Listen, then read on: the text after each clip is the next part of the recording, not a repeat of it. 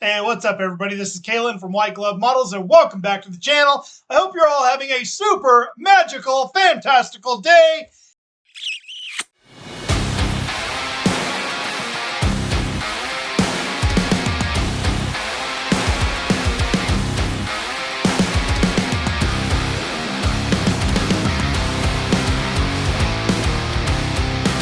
As promised, we are going to be going over the booklet for Kit 4 is what they call it. And we just finished stage 11, so I'm going to go ahead and read a couple of the sections of the book and go over some more information that you guys might not have known about the movie and all that fun stuff. So let's get into it right now. All right, moving on. So, Halicki and His Dream. Slowly but surely, the idea of getting behind the cameras and becoming a film director was becoming more important to Toby Halicki's mind, and with it, the idea of making a unique car the star of his first feature film. Gardena, a small town in Los Angeles County, has long proclaimed itself to be the city of opportunity. It is the town's calling card. Maybe that's why Toby decided to make it his permanent home. On Vermont Avenue, near Roosevelt Memorial Park, Halicki set up his workshop in a junkyard where he could store damaged cars. There he developed his business and rebuilt wrecked vehicles which he later tried to sell. To date, Toby considers all the cars he could have picked to star in his movie. He decided what Eleanor would look like and what kinds of stunts he would do in his future film. In the end, he came up with the idea of creating Eleanor's character from a 1971 custom fastback Mustang, which was redressed to play a 1973 model. As we know, another famous fastback Mustang went through a street chase in Bullitt, 1968. In that movie, actor Steve McQueen played a San Francisco police officer, Frank Bullitt, who was at the wheel of a 1968 Mustang fastback that was in pursuit of criminals who were driving a 1968 Dodge Charger RT 440. The movie featured a classic chase scene that, while clocking up more than 10 minutes of footage, was no match for the 40-minute pursuit scene Toby choreographed for Gone in 60 Seconds. Toby dreamed of making Eleanor the star of his feature film.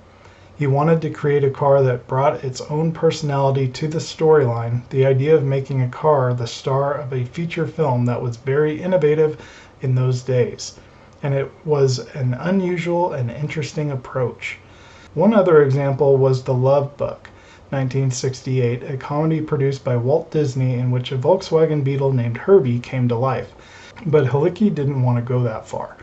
Eleanor would undoubtedly be a fantastic car, but she would need a driver, a specialist stuntman, to blast the car through the streets of Los Angeles, and that role was specially reserved for Halicki himself.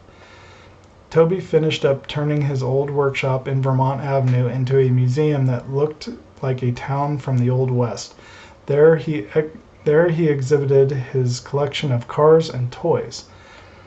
As a car lover, Toby showed great interest in movies. He liked the James Bond films with their great chase scenes and other car movies that featured car pursuits.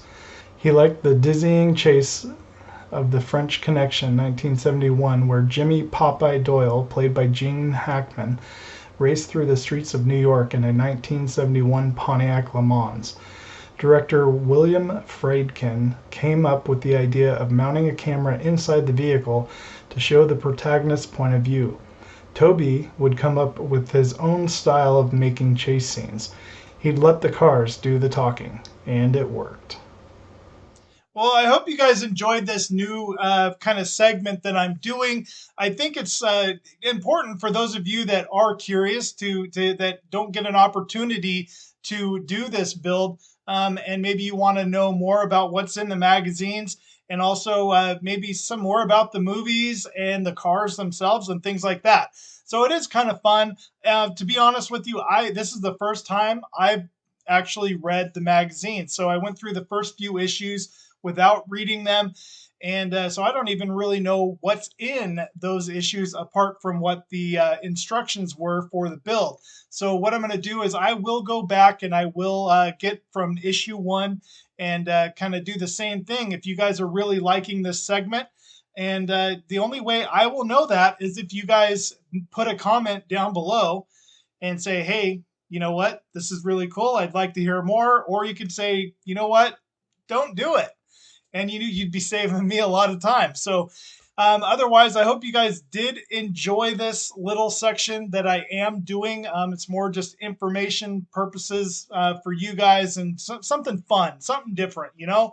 So I do want to give a big shout out to the 100th subscriber to the channel, Richard from Donuts in Space. Thank you very much again for your support and for becoming a subscriber to the channel.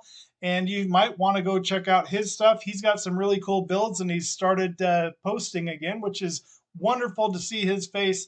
So thanks again, guys. Take care, and I will see you next time.